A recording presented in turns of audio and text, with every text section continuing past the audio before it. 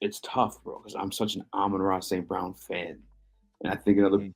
part with him is he's such a core foundation of like what we are as a team. Because when you think about him, you think of a guy that works his ass off. Like he's got that Kobe Bryant mentality almost, you know. So Yeah. like there's value beyond like on the field production on top of the on the field production being top 5, top 10 in the league, you know. So he's worth it. And the thing too with these contracts is like you You could good? think about like the average annual value of it, but in all reality, like these contracts are all backloaded. So it's like those first couple of years of it really aren't going to affect you too bad, or at least to a point where it's like detrimental to like your cap space, you know. And Right. he again, this guy's a fourth round pick. Like he was making nothing beforehand, so like he deserves True. this. I'm a Russell Brown fan, totally fine with this. Yeah, no, that's a good point. Honestly, we'll hit on it more when we get to the golf thing in a second. But like Yeah, now, especially with these big deals, it's almost like teams are now setting them up where they're like knowing going in a couple years in, we're gonna restructure the deal anyway. So we just yeah, have to give ourselves an exactly. ability to restructure it again. Yep. Like especially as long as it's long enough, we're gonna restructure the thing again. And like I'm with you that this last year, it's like he's not even just a slot receiver anymore. He's a number one, not Yes. number one body, but he's a number one receiver. He just doesn't look like it at all.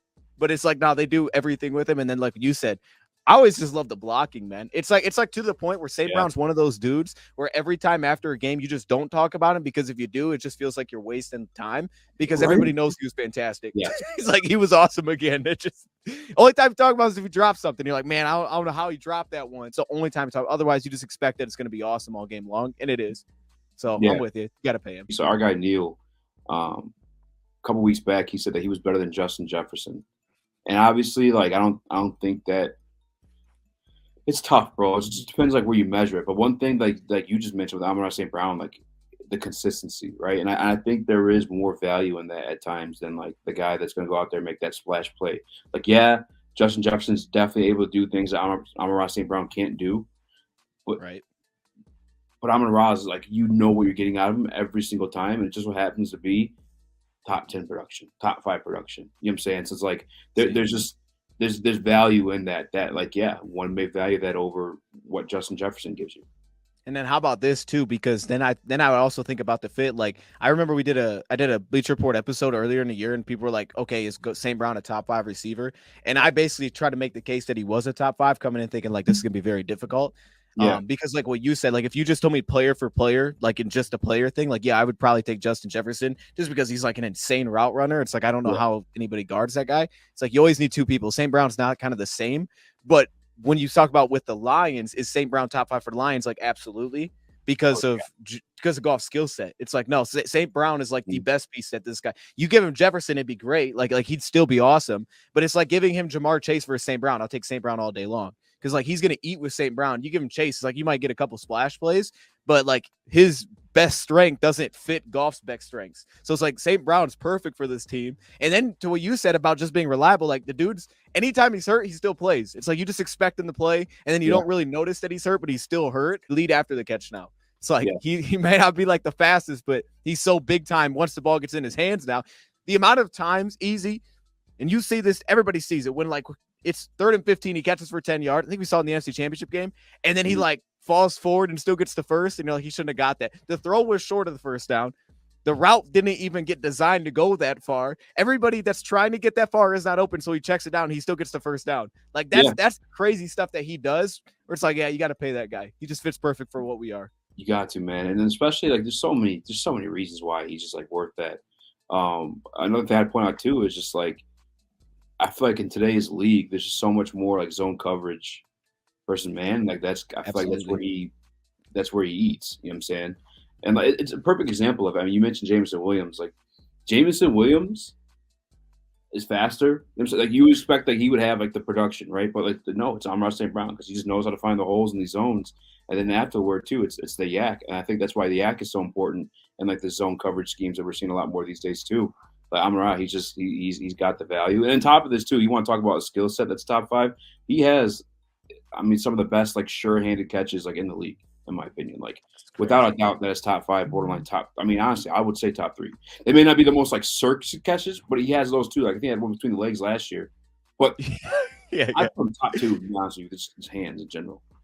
Bro, I think it was the Rams game, and I was like, yo, that was like the most ridiculous catch from St. Brown. He ran like a curl or something, but it was like he just took the ball from the guy on the outside. He's like lined wide, and like Yeah, just that alone, it's like, okay, not every cornerback would I want to put him wide, but because he can do it, I can go into the game and say like, all right, we want to get him on your wide corner, so we'll just play 2 receivers. We'll get him against the Chargers like he just yeah, ate on the outside. But then it's like other teams that don't have a slot because not many teams have 3 good corners. We'll just let him eat there. So then it's like you have to deal with like, okay, now we got to follow him. But yeah, you're right, because it's like, and it's also he doesn't really get, I don't think, as many opportunities to make the ESPN catches because his awesome grabs are within 15 yards. They're not yeah. 30 yards down the field. Obviously, then it's just a clutch aspect too. Like anytime they need something, it's go to that guy. I mean, if we know it's man, just throw it to him 1-on-1. We just, at very least, is going to the ground. No one, he's not picking it off. The dude's gonna take it from him. Yeah, Then, dude, I can't. This is how I mean. We ended up. I mean, I know people want to talk about golf. I promise we're going to talk about golf. we will. Yep. We talked about it at the beginning of the stream. Like, I don't know how long we're talking about the Amon St. Brown thing. It's like, who's opposed to it? But I just keep thinking a good thing he does too is like, I remember specifically when I asked Summer Moore, because sometimes like, what's the difference between like a ball that's delivered on a spiral and the ball that's kind of like how golf is sometimes spiral, but it's still your job no matter what to catch the ball. And I obviously that was something that JMO struggled with when he first got here was like getting used to like how the ball's delivered from Jared Goff. Well, it's another thing Amon was able to do, not on top of being able to like secure the catch, but also like locating it. You know what I'm saying like in the wherever it may be, because like he's amazing at it. And it was, if we're being real about it, the Jared Goff situation, it's not the prettiest balls. He's able to make the catch no matter what. Whether it's like close to the ground, and no matter where they are, he's always bringing them in. So Amon St. Brown, here's to you, brother. Hopefully you get the bag you're looking for. I'm guessing somewhere like 27, 28 million. Yeah. Yeah, no, I'm with you. I mean, hey, the receiver contracts, just real quick. Anybody just joined? How y'all doing? Average a year, Tyreek Hill, 30 million a year, probably won't hit that number. But then it's like some of these other guys, like because of his age too, it's like, dude, he's gonna push at least 25 to like you said, because AJ Brown 25 million a year, DK Metcalf 24 million a year. Like he's gonna, at very least, he's gonna hit that number. He'll probably reset it though. He hopefully keeps jumping. I was looking at a thing for the Goff thing, which we're about to talk about, where they're projecting it to almost be 300 million in 2026. Which is just insane. I mean, that's for 50 million more to the Caps. And I need someone to tell me why this shouldn't happen. Chat, please let me know why we should not sign this guy. This is like how I touched on. This is what I would have thought. Like, that's crazy.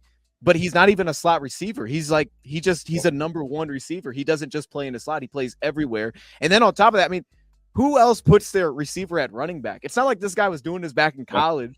Where he's like, hey, give him a couple carries. They'll put him at running back, let him run routes out the backfield to get him on a linebacker. And because he's so darn good at playing all the spots and then all the things that they talk about, which I think a lot of times as fans, we can't really see it. Like we see the end result. But when they just talk about like the route running and like the feel, like you said with zone coverage, and it's like, oh, they're doing this. Let me get open like this. Yeah. Like all of that, because he can play literally everywhere, is crazy. I think that's what Josh does really well. To me, that's where Josh Reynolds gets a little underrated, is his timing. Whenever I watch Josh, I'm like, yo, his timing is on point. Like he lets everything kind of clear out. Then he like finds this little hole to get open what they're trying to do. But St. Brown does that everywhere. So it's like, no, that's and to the point you said real quick, you said you think more teams are playing zone. Now that's absolutely true. I mean, now it's like 75% of the league average is your zone on every snap, right? So it's like majority of the time you're playing zone. There's a lot more 2-high safety. So again, that plays into that's where he lives. Like I don't care where he's like. I remember Tyreek Hill was like, oh, he's just a slot receiver. It's like, well, it doesn't matter if he's producing. Why does it matter where he lines up on the field? Like, I don't believe in that thing. Like I look at it as you said, like you have your receiver 1. Like who's producing most for you? That's what the conversation should be. I don't think, because I meant to have this conversation with Braylon, and I know you've done more study on X's and O's than myself. So I guess I could ask you too. When people make those comments, like, oh, we need an X receiver versus like a slot or whatever, like what are we doing there? That's it. Like, I think that whole idea is like so based on your offense too, like, because to what you said about Tyreek Hill, if I look at the Dolphins, the way that their offense is built to be at its best, that dude is perfect for their offense. It's also the same reason why it wasn't like we got Tyreek Hill, let's get a guy that's fast. It was like, no, you already had drafted Jalen Waddle. You have your speed guy. You didn't need Tyreek Hill, but you did for that offense. And now it's perfect. That's why I think St. Brown, to what you just said, because the Lions are one of these teams that'll kind of like zig, like in today's NFL, where to what you point out, like, okay, slot receivers are basically your normal personnel. Most of the time you play 3 receivers, right? Yeah. But for the Lions, they're one of these teams that'll kind of go like, nah, we're not going to do that. We're going to play 2 receivers. We're going to go 2 tight ends. And I think that makes them very tough, because now you can like, how do we match up with the dang tight end?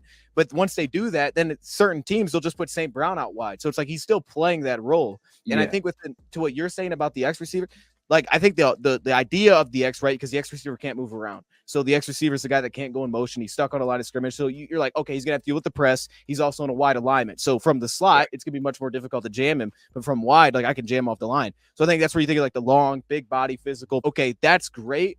But that doesn't need to be your highest for the Bengals. That should be your biggest investment because that's how Burrow lives. Like he's gonna live, he's gonna eat out there, he's gonna attack that. But for Goff, that's not where he's ever gonna live. Goff wants it condensed. He wants it a little bit closer to him, and then he can hit kind of the middle of the field. So St. Brown's perfect for this offense. This is why I think St. Brown is a top 5 receiver clearly for the Lions, not for the NFL, not for everybody. But for us, he is because he just works perfectly. This is the Goff thing. Now, this was a contract that was put together according to Spotrac, and they put together like a mock contract based on Jordan Schultz was on Bleacher Report, and he said $45 million a year. It's kind of just a number to throw out there. And he said that he wouldn't be shocked if he's a top paid quarterback in the NFL. Now, $45 million per year based on the way the contracts are currently set, because Dak is probably going to make like, from what I've heard, it sounds like they're going to pay him like 60, which is crazy. But so Goff at 45, it's not crazy.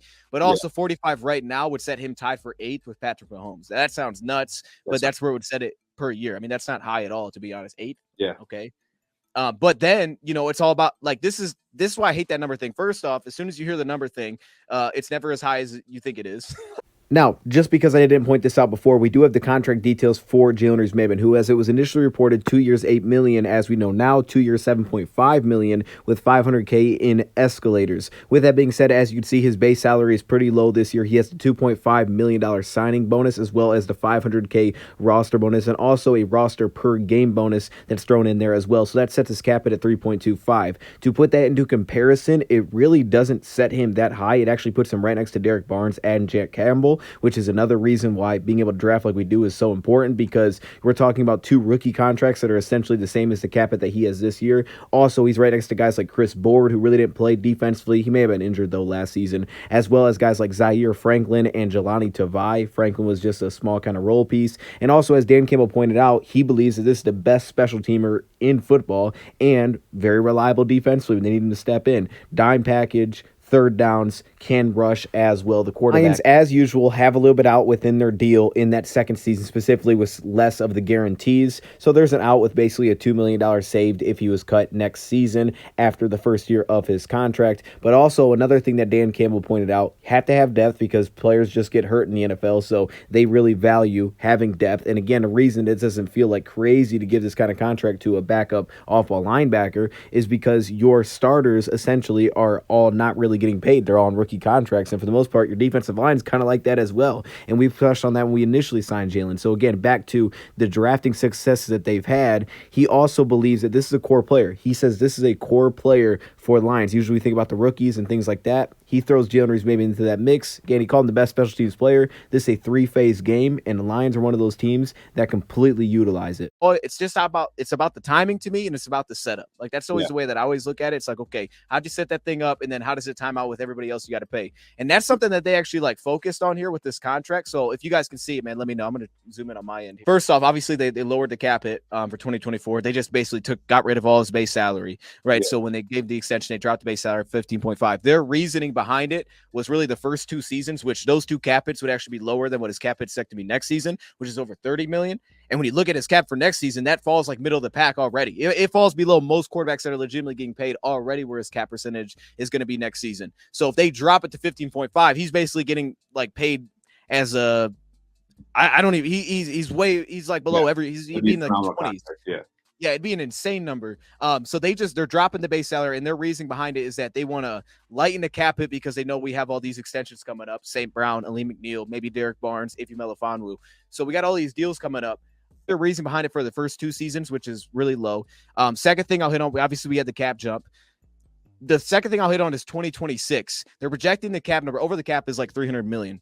And that percentage of $64 million, which sounds insane, it's the highest cap hit on here, and then it drops again, would be 21%. Now, that's a lot. I'll show you a graphic for that. That's a lot.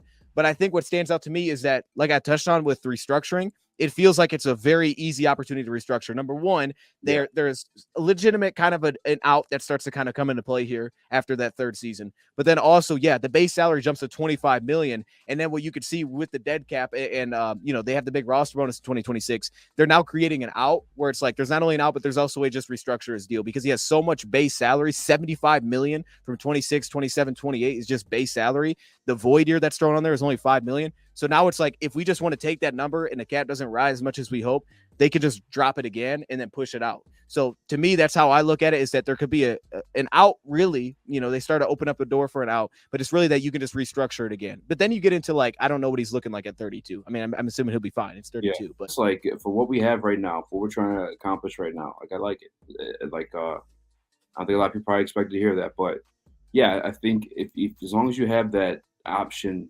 almost. I mean, obviously, it costs you something to get out of it, but like you have that option to move on in that 2026 year when he's 32, or like he's going to be a little bit older. We don't know what the situation is going to be here as offensive coordinator Ben Johnson goes. But that's always been like my biggest fear, is like a reset in the market or like matching some of these deals we see right now at quarterback with JG, is that like JG works when you have like the right system around him. You know what I'm saying? Obviously, like works really, really well when you have the right system around him. He's been to the Super Bowl with Sean McVay, obviously the NFC Championship with Ben Johnson. But don't forget, like we once upon a time we had Anthony Lynn, or we had Jeff Fisher. Like that's not what we saw out of him. It's like it is really scheme heavy. And I'm not trying to take away from what he does, because like he was whipping that thing in the playoffs. Like it was a different version of him in the playoffs. Like I talked about how Amon-Ra's catching some of those wobblers, and it's at this point too with Ben Johnson's scheme, he knows it like the back of his hand, and you could see that this year. He was so damn comfortable to the point where like he was like running at times. You know what I'm saying? He was tucking the ball and scrambling, or like going for it on sneaks. And that goes to say like how confident he was in running it. And he also made a couple like daring throws that like typically I wasn't used to seeing out of JG. He's truly like a better player than he's a better player now than when he got here. And again, I think it's part of like knowing that system, being comfortable in that system. Unknown, it feels like there, like to what you said, like that whole first year was a disaster. We had around him too, so it was like, that team was a mess. And then we also didn't have Decker either. Got a hold of him. It was right. It was and it was weird because like Dan Campbell was play calling. We assume he was the offensive coordinator. I think the positive is that, to like what you also point out with the LA Rams, like he was really darn good there too. To me, first off, to any of the contract questions, to me this is a graphic that I think we used at one point earlier, like weeks ago or something. To me, like this says it all. To when you just look at the cap percentage alone, Goff had the second highest in the playoffs, went to the NFC Championship. So we already know that we can get to the NFC Championship. I mean, we could have easily won that game, So essentially, like we know that the possibility of going to Super Bowl is not crazy with him having the second highest cap hit in the playoffs. So knowing that just means that I don't really care what that cap number gets to. I know that I can get there with it as long as we can hit on draft picks. Like that to me has been the recipe. And it's kind of like, that's the back half of it, right? The draft picks, because like, okay, we're paying this guy a crap ton of money, but if it's surrounding with rookie deals, and Brad Holmes, God bless him for grabbing not just rookie deals, but guys that are contributing to these wins on these rookie deals. It's just a perfect recipe. To me, like the whole Jalen Reeves-Maybin contract and where that number looks big, because it's not like it wasn't a cheap deal for a linebacker, but even if you view that as like a large deal for a special teams player specifically, to me, that's also the reason why it works, is because you've drafted so well. And when you start to compare where his cap hit actually goes, Jalen Reeves-Maybin this next season, in comparison to the other linebackers on our team, you're like, oh, it's basically the same as Jack Campbell and Derek Barnes, both draft picks. So it's like, because you've drafted so well, and it's not that that they're necessarily just getting the impact of like, well, year 3 they pop certain guys based on when you draft them, but they're year 1, year 2, year 3. They're getting guys on day 3 that are popping year 1 and year 2 because they're getting such immediate impact. It's like, it's not even like a process of having to wait, but now because you've drafted so well, you can wait. Like they're outside of your first round pick, like it wouldn't be the worst thing if our second round pick this year was not that impactful year 1. If he was a role piece, depending on where you drafted him, you would be fine because you drafted well around it on the years prior. So it feels like you build up such a fast foundation that now you give yourself leeway to be like a normal drafting team where it takes time to progress. But yeah, I mean, it's the reason that it's the reason that all this works, because now you know that regardless of whether you think Goff is a Hall of Fame quarterback, which he obviously is, or if you think if you think Brad Holmes is just an incredible drafter, it works. So as long as you follow the same dang plan, it doesn't matter what that number is. As long as he's not getting paid 20+ million more than the second guy, you'll be fine. And that's where that contract lays out is by that time, dude, if Dak Prescott's making $60 million a year, his cap in 2026 can be like $90 million. It's going to be with the Mahomes one where they just like basically knew that they're going to restructure at some point. Like we gave him 10 years. Dude's not staying on a 10-year contract. Probably will make more money. So that's what that would set up is like, okay, that we can just, move the deal. So that's the big thing there is the cap percentage to me. And then I want to touch on this because just real quick to what you just said about like, how well he's played in this offense. To me, these are like the notes that I had made when I kind of put this together of like, okay, where if I feel like he's improved. I put footwork in there, in their progressions-based offense. What stands out to me is the middle part, though, because we just talked about St. Brown, right? Scheme fit, St. Brown, Laporta, they're perfect for him. Same thing with Jahmyr Gibbs. By the way, I'd love to see Gibbs more in the passing game. All right. Brad Holmes touched on Jahmyr Gibbs' usage as a running back in the vision. I would love to see him a little more in the passing game still, but the middle field attacking and they've also taken out seemingly certain concepts. What is the 82.3? What is that? So that was his PFF grade, and this was what was this graphic? Hold up, let me see what this was. This was deep pass. No. This was no play action. Yeah, so this was no play action this past season. And I brought that up, I think, because that a lot of times becomes a story. It's like he's really good play action. We know that it's where he's really strong and he takes care of the football there. But it was like, hey, we're not even doing that. And he also had a ton of, I don't remember the exact number was, like a ton of passing attempts from non-play action, like one of the highest in the league. So it was like he's doing it a lot, and then he's also being very good in those spots. Now his interceptions jumped up. Those are the same thing with touchdowns, to be honest. Like, I remember we had some crazy touchdowns. We're like, oh, that was a lot of what the guy would do with the ball. But like some of the interceptions were like, oh, dude got knocked off the route. Laporta's picked off. It's like, well, that stinks. Or the one where you heave it on a fourth down. It's like, yeah, exactly. Right. Those things piled up. Like it was a 3-game span where he had like 9 interceptions. And it was like, okay, that's where those numbers come from.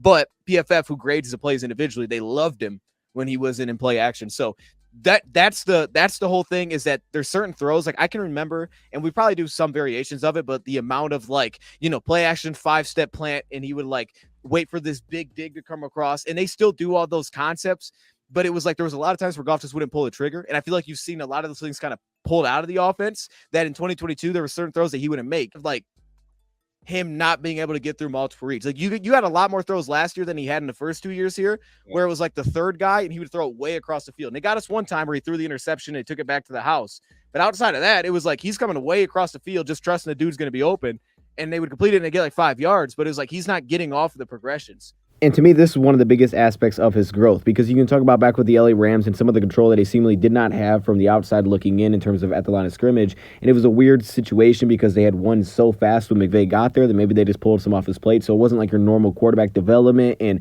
maybe he wasn't ready immediately, but he got kind of a more normal quarterback development once he joined the Lions and a team that was building and an offensive coordinator for a first time that was like, hey, I don't have like a previous past. I'm trying to figure this out as well. Let's work together. And it's almost like, to me, clearly he hadn't hit his ceiling when he joined the Lions. They've grown together, and it's worked as well as you could hope that these two have developed off of each other. And he's put a great system around Goff, and Goff has delivered within the system that he's put together. And now you're seeing things like this where you're just talking about getting into the right play for us offensively. The amount of times that we get scheme beaters, and sometimes it doesn't hit, but it's by Goff recognizing what the defense is based on emotion. So on third down, we can check it to a man beater. And it's like, oh, the guy's wide open.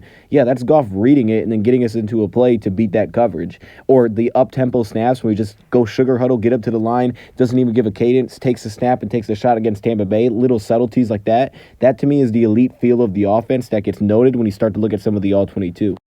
He knows the offense like the back of his hand. It's and he's ultimately confident when throwing those balls. Like you said, like a couple no-lookers this year. I mean, I actually had sent this play to Rad after this game, but he was being a hater. But clearly this is a no-look. Goff gave us multiple of these, especially in the red zone. One of the notes that I had at the bottom was red zone feel. Yeah, the no-look that he threw in the back of the end zone to score that touchdown in the playoffs, it was a no-look. There's another. Like it just all right. That's just how comfortable he is with the offense.